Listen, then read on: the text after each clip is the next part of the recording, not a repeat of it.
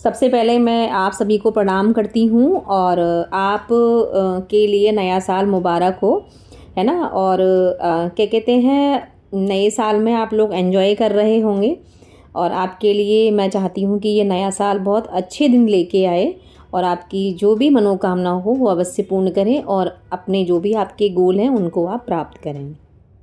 ठीक है, तो सब फिर एक बार और कि हार्दिक शुभकामनाएं आप सभी को नए साल की। तो इसी श्रृंखला में हम कुछ क्वेश्चनों को पढ़ेंगे और क्वेश्चनों को हम जैसे रिवाइज करते हैं वैसे ही पढ़ना शुरुआत करते हैं। तो सबसे पहला क्वेश्चन है आपके सामने कि सौभाग्य और दुर्भाग्य मनुष्य की दुर्बलता के नाम हैं। तो इसका जो ये कथन जो है वो ध्रुवस्वामिनी नाटक के किस पात्र के द्वारा कहा गया है, जो कि सकराज। ठीक है, शिखर स्वामी किस नाटक का पात्र है? ध्रुवस्वामिनी। विधान की स्याही का एक बिंदु गिरकर भाग्यलिपि पर कालिमा चढ़ा देता है। ठीक है, तो ये कथन है जो कि ध्रुवस्वामिनी नाटक है, जो कि आपके पाठ्यक्रम में लगा हुआ है। उस नाटक में से ये लाइन ली गई है कि विधान की स्याही एक बिंदु गिरकर भाग्यलिपि पर कालिमा चढ़ा देता है। ठीक है, लक्ष्मी का स्वागत एकांकी कथावस्तु किस राज्य से संबंधित है? पंजाब से। हम लोग कच्ची मिट्टी के समान रहते हैं, यह कथन किस निबंध का है? मित्रता। उत्तरा फाल्गुनी के आसपास निबंध के लेखक कौन है? कुबेरनाथ राय। राहुल साकतेयन के बचपन का नाम क्या था? केदारनाथ पांडे। साहित्य में नरक की सिर्फ कल्पना है? झूठन। ठीक है, तो साहित्य में नरक की सिर्फ कल्पना है। तो ये जो मतलब जो पंक्ति है वो आपकी किससे ली गई है? ये आपके झूठन जो आत्मकथा है ना, उससे ली गई है ये।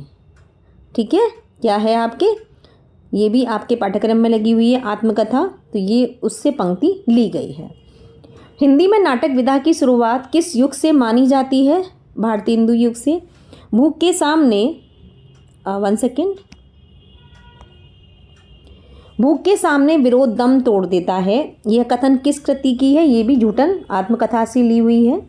भूख के सामने विरोध दम तोड़ देता था। ठीक है, कि भव्य और मनोविकार संबंधी निबंधों के लेखक कौन है? आचार्य रामचंद्र शुक्ल। ईदगाह किसकी कहानी है? प्रेमचंद। अर्धकथा किसकी आत्मकथा है? बनारसी दास जैन। ज्ञानरंजन की प्रसिद्ध कहानी कौन सी है? पिता। जाहिल भीड़ ने घृणा शर्म में आंखें फेर लीं, उस नग्नता से खान की कठोरता भी पिघल गई। यह पंक्ति किस कहानी में अवतरित है? पर्दा कहानी में। शेक्सपियर के टेम्पेस्ट का प्रभाव निम्न में से किस कहानी पर है? इंदुमती पर। देखो, आप लोगों से मैं एक बात कहना चाहूँगी कि आप अपना एन्जॉयमेंट आज कर रहे हैं, अच्छी बात है, लेकिन इसके बाद आज एन्जॉयमेंट करने के बाद या जो भी जिन लोगों ने कल कर लिया हो, आपसे निवेदन करूँगी आप अपनी पढ़ाई पर फोकस करें, क्योंकि जिन बच्चों की री वगैरह आती है ना पेपर में, तो वो ज़्यादा अच्छा नहीं लगता है ना। बच्चों को भी थोड़ा सा समझना होगा कि हमें पढ़ाई करनी है, हम दूसरे के बेसिस पे नहीं जा सकते कि ऑब्जेक्टिव पेपर है तो हम दूसरे के बेसिस पे हम चले जाएंगे, पूछ के आंसर कर लेंगे। तो ये सब जो आपके मन में ये इस प्रकार के जो भाव आते हैं, आपसे निवेदन है कि आप इस तरह के जो भाव आते हैं उनको निकाल के बाहर फेंकिए, क्योंकि आपकी खुद की मेहनत जो होगी ना वो अपने आप में लाजवाब होगी। ठीक है, तो आप अपने पर भरोसा रख के देखिए, अपना चाहे आपको आधे घंटे दीजिएगा लेकिन पढ़िएगा ज़रूर। ठीक है। हिंदी का वाल्टर स्कॉट किसे कहा जाता है? वृंदावन लाल वर्मा। बुंदेलखंड के दरवाजे राजवाड़े बुझे हुए दीपक हैं, उनमें तेल है परंतु लौ नहीं, यह किसने कहा है? रानी ने। जो झांसी की रानी जो आपका उपन्यास है उससे ये पंक्ति ली गई है। स्त्री का सम्मान नष्ट करके तुम जो अपराध करोगे उसका फल अच्छा ना होगा, यह कथन किसने कहा है? चंद्रगुप्त ने। अच्छा, एक बात और मैं आपसे कहना चाहूँगी, हो सकता है मेरी एक आध जो पंक्ति है या एक आध जो क्वेश्चन है वो रिपीट हो रहा हो, तो आपसे निवेदन है, क्योंकि याद नहीं रहता है कि हमने कहाँ से क्वेश्चन लिए हैं, तो मैं छांट के इनको क्वेश्चनों को इसमें आपके लिए पोस्ट कर रही हूँ। और तो आप लोग परेशान ना हो कि ये क्वेश्चन रिपीट हो गया, आप लोग सिर्फ अपनी पढ़ाई पर फोकस करें। ठीक है।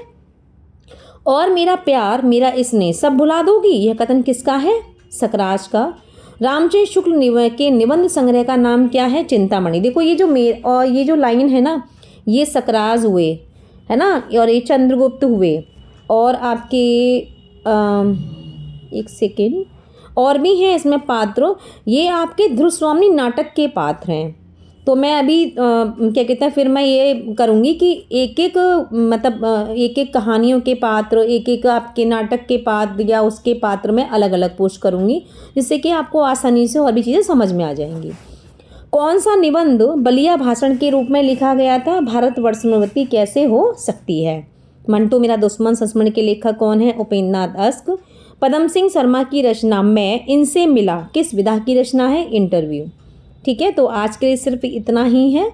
और क्या कहते हैं, और आप इनको पढ़िएगा, लाइक एंड शेयर करिएगा। धन्यवाद। All the best.